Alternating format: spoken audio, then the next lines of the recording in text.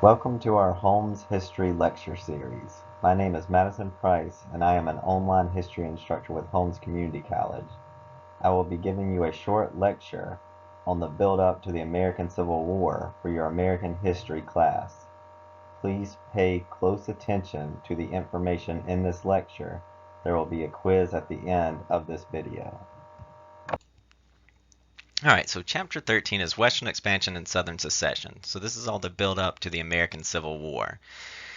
So the acquisition of California and Oregon during the late 1840s and early 1850s led a lot of Americans to worry that they might be lost to a large foreign power if an American presence was not able to move into this area to protect them, because California and Oregon were spread off from the rest of the United States because there's nobody living in this area at this point in time.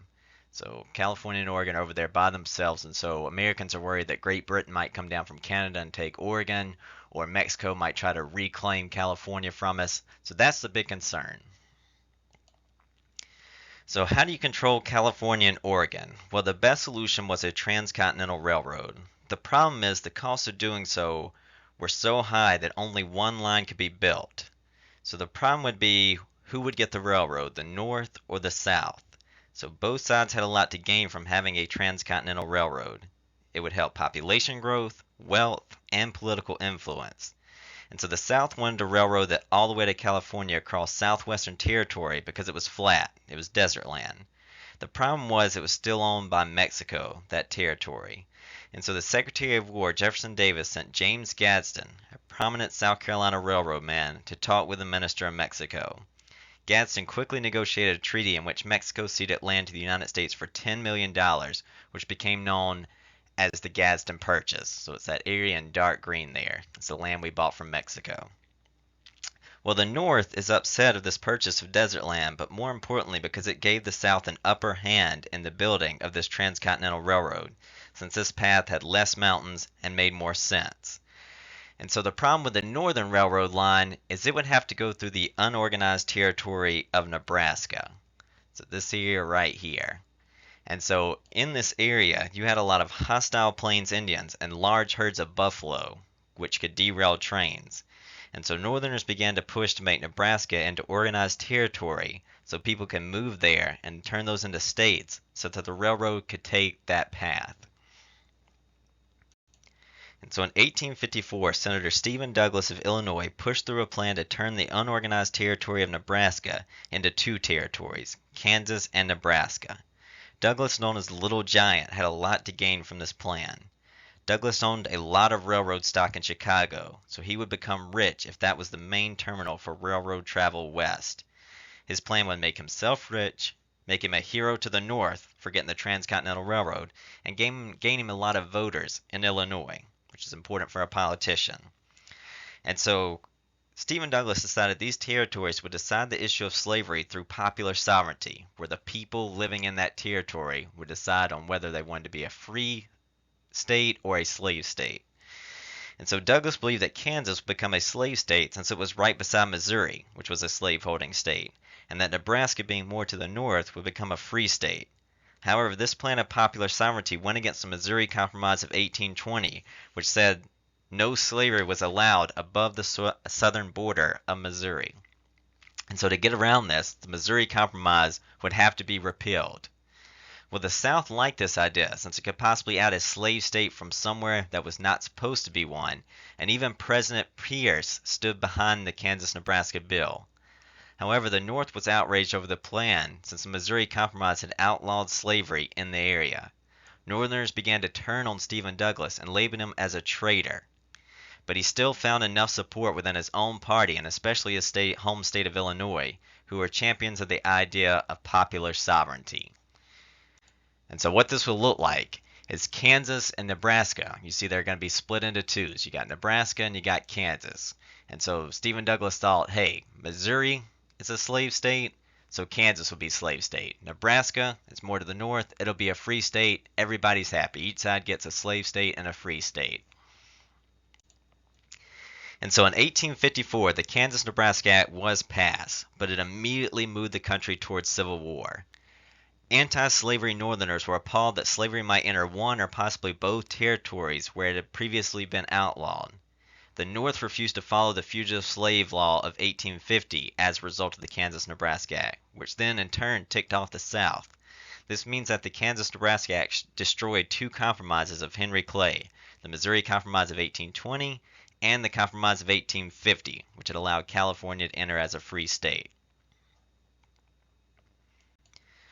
And so one of the long-term consequences of the Kansas-Nebraska Act was it led to the creation of the Republican Party, because this party was opposed to the expansion of slavery into the West. And so the Republicans took on disgruntled Whigs, Democrats, Free Soilers, Know-Nothings, and anybody else who disliked the Kansas-Nebraska Act. The party quickly caught on and had the Speaker of the House just 2 years later, so a major achievement there. However, the Republicans were very much a regional party, with their support coming from the North.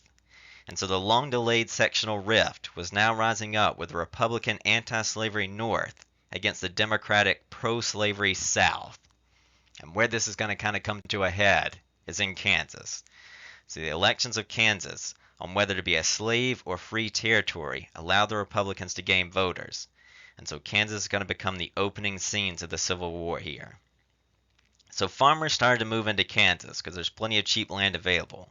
Most of these were Northerners, just looking for good soil to farm on, but others were financed by abolitionists or free soilers. The most famous of these groups were the New England Immigrant Aid Company, which sent 2,000 people to Kansas to make sure it remained free soil.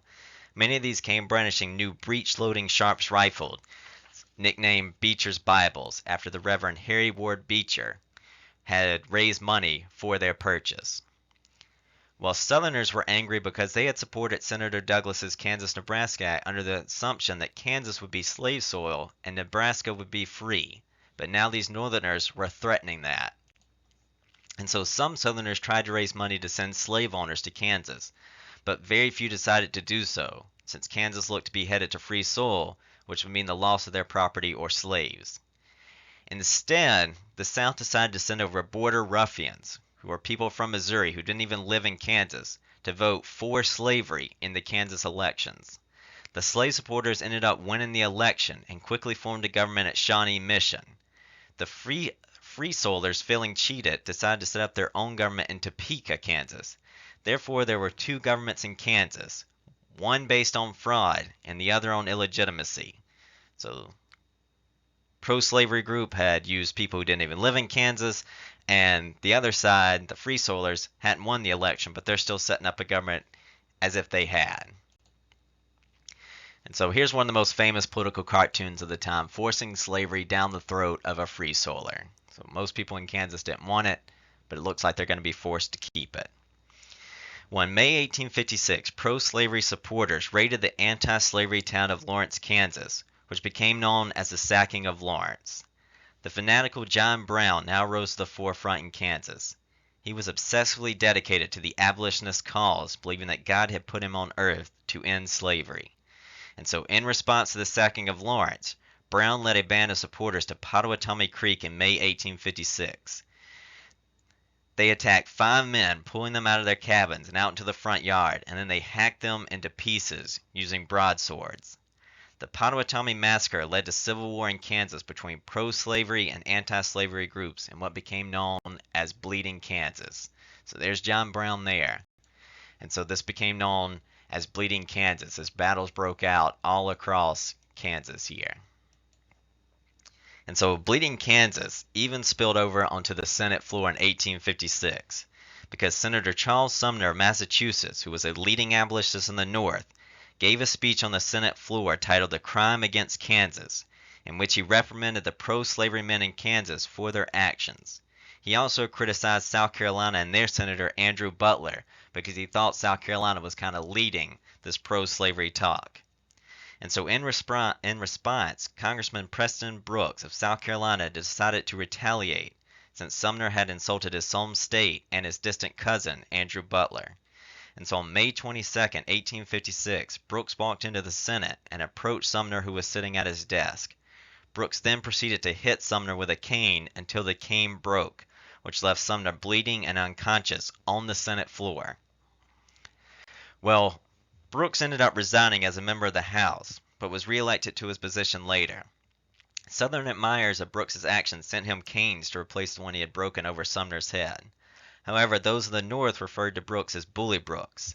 Sumner had actually suffered serious damage to his head and nervous system, which forced him to leave his Senate seat for 3.5 years. In response, the North kept re-electing Sumner and left his seat empty until he could return. They also purchased thousands of his Crime Against Kansas speech.